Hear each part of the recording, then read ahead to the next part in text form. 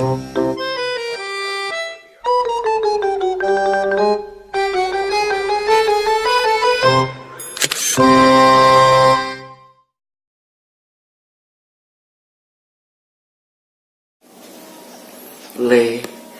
bogel kue pong-ong ucuk lan kue bune tak kumpulke kabeh ning kene.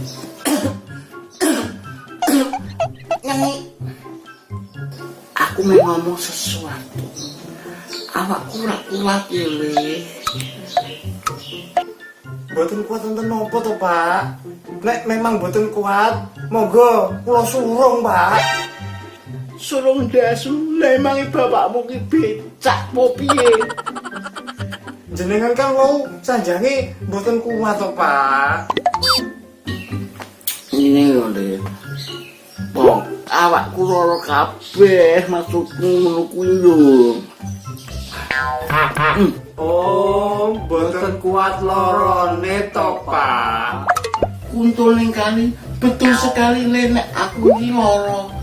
Dadi ngene yo, bogel.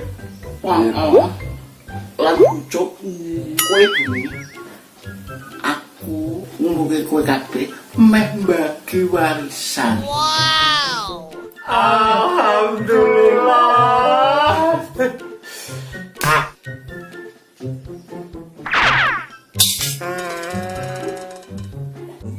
Kowe anak pertama. Sakai perumahan gawe cacahe pik. Alhamdulillah. Kok kata men to, Pak? Gangsal mawon mboten napa-napa kula.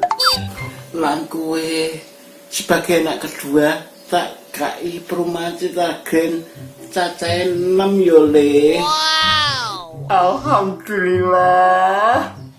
Matur suwun nggih, Pak. Lah kok akeh kowe?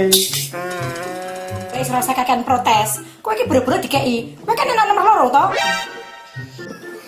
Lan kowe beni bojoku sing lemu dhewe tak bagi 2 apartemen. Apartemen metro karo Gajah Mada. Matur nuwun, Papi. Lan kowe ucuk kowe pembantuku sing paling setia, kowe wis melu aku 32 tahun.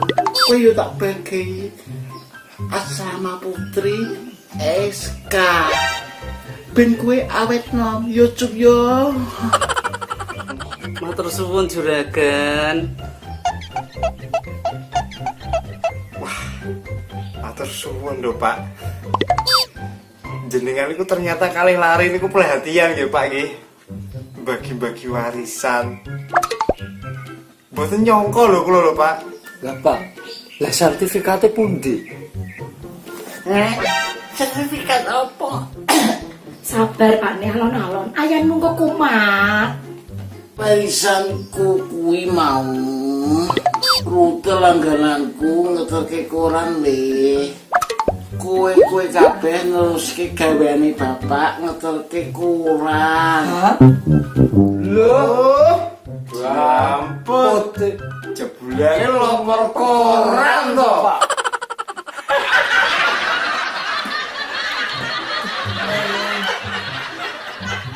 Loh, lah aku? Maksudmu aku mbok kon loper koran sisa ngono ya? Kene. Ya ampun kowe ya. Aku ki bojomu ngopeni kowe. Le, umumno ning masjid ya kamu mati karo aku. Ya, ya.